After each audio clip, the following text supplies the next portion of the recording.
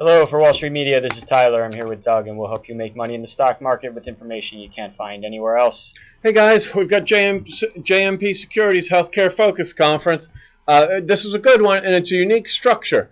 They have the CEOs get up and talk for a little bit, but then they have their analysts ask some very detailed questions. You know, this was really unusual and impressive. They have some pretty good analysts asking some pretty good questions here. If you want to see the whole thing, you should go through, and you can see it at wsw.com/webcast/JMP7, or you can watch me and Tyler here, and we have some highlights. What do you have? Yes, we do. We got a video for you. This is David Drachman. He's the president and CEO of AtriCure. Their ticker is ATRC. He discusses their expanded portfolio and their minimally invasive procedures. Here it is.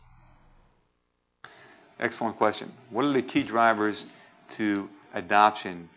Now, I look at catheter ablation, by the way. In catheter ablation, I saw my first catheter ablation in 1992. Last year, there were 35,000 procedures performed for catheter ablation and 30% of redos. I would present to you today that I believe that the minimally invasive cell therapy treatment of atrial fibrillation is growing at a faster rate than catheter ablation. It took more time for, in my opinion, looking back on the environment for catheter ablation to become more widely adopted. We released our first minimally invasive product, first generation minimally invasive product in 2005 with a soft tissue indication. Since then, we've gotten regulatory approvals. We've expanded our portfolio significantly. We've moved our procedure to totally thoracoscopic. We've expanded the amount of ablation treatment. And currently, our minimally invasive business is up year over year, 44%. And we believe that we have a very bright future. The economics of our minimally invasive procedure, beyond the hospital reimbursement, the financial model is extremely interesting. We achieve more than $9,000 per procedure for minimally invasive. Now, if you look at the financial model of how many procedures is required to really demonstrate vertical growth or a tipping point, we think it's a relatively small number of procedures and a very small penetration level into the relevant patient pool for the company to achieve a tipping point of accelerated growth and profitability. Hey, they got brutalized in the market today. Don't listen to that. Watch the whole webcast, right? The Democrats' bailout did absolutely nothing like we knew it was going to, except enrich their Democrat donors. Guys, these are good companies. You're going to need to pick and choose and listen to the whole thing. But this is a really great one because you've got analysts asking really good, intelligent questions here, right? Yeah. And getting specific answers rather than, you know, what we often have. Right. When you listen to it, you definitely have to go and do your own research. You know, some of these words are scientific and what have you. You can look them up and figure out what's going on. We also had Paul Friedman, president and CEO of Insight, and their ticker is INCY. He talked about the clinical pipeline and potential success of products following multiple phase 2 trials. Right. Now, here's another example, right, of how insane the market is. They were down 13% today during the day, and then after hours, they're back up 4.5%. Guys, do your own research. Listen to the whole webcast. Some of these are going to be winners in this. Now, in biotech, right, you need to have a basket of stocks, okay? So just like venture capitalists do, you need to manage your own portfolio like that, right? So that you have one Google and it's a big winner, and then you have a couple others that didn't pan out. You don't want to put all your eggs in one basket, but you want to use these as great starting points for your basket and decide which ones you're going to put in.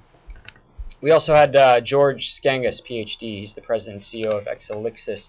Their ticker is EXEL. He talked about potential growth in the company through partnerships in developing compounds and advancing current Exelixis-owned compounds.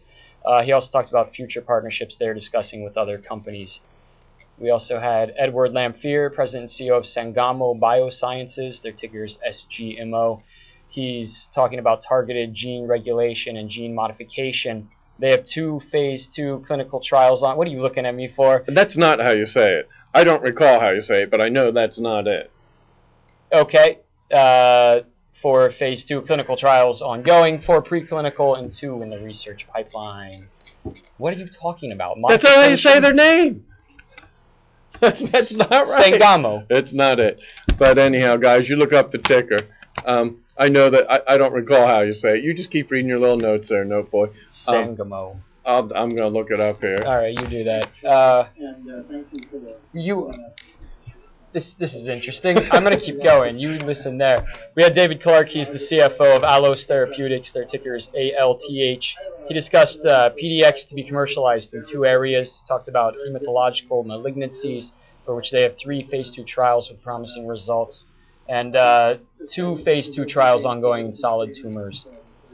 We had Dr. Uli Haxel, PhD. He's the CEO of Acadia Pharmaceuticals. Their ticker is ACAD. Did you find it? No, there's too much. It's forward-looking. He talks for like 3 minutes. Mm-hmm. But I know that's not it. Well, okay. I wasn't in that room. I apologize. And you weren't anywhere near a computer where you could listen to the first minute and see how he says the name. Yeah, here we go. We had 400 computers here, for those of you who are interested. Dr. Uli Haxel, PhD. He's the CEO of Acadia Pharmaceuticals, ticker ACAD. He talked about their antipsychotic drug called... Did you have your hand out for trial? Right, yeah. It was like, hey! I'm calling them tomorrow. Yeah. We need. Yeah. Their antipsychotic drug called Primavanserin, currently in phase 3 trials with worldwide rights retained. He also has multiple commercial the drug also has multiple commercial applications, not limited to neuropsychiatric, but also in neurological cases, including Parkinson's disease and Alzheimer's. We had David Boone, CEO of American Care Source Holdings, their ticker's ANCI. He talked about the company's business model and client additions in the past few years where they demonstrate value. He said they're not going to acquire anyone soon because there's plenty of room for organic growth. JMP initiated coverage of the company last Friday. I like JMP's analysts. I was really impressed with them today. Right. That was one of the most informative sessions that I've listened to, right? And I guess I've only heard, 100,000, probably more, biotech CEO presentations, right, and healthcare ones. And the format, the questions that they asked, and then they had a follow-up question, right? Really, really informative. Also, Jeff Burbank, founder, president, and CEO of Next Stage Medical. Their ticker is NXTM. He talked about dialysis and the company's pursuit of different options for treatments of kidney failure.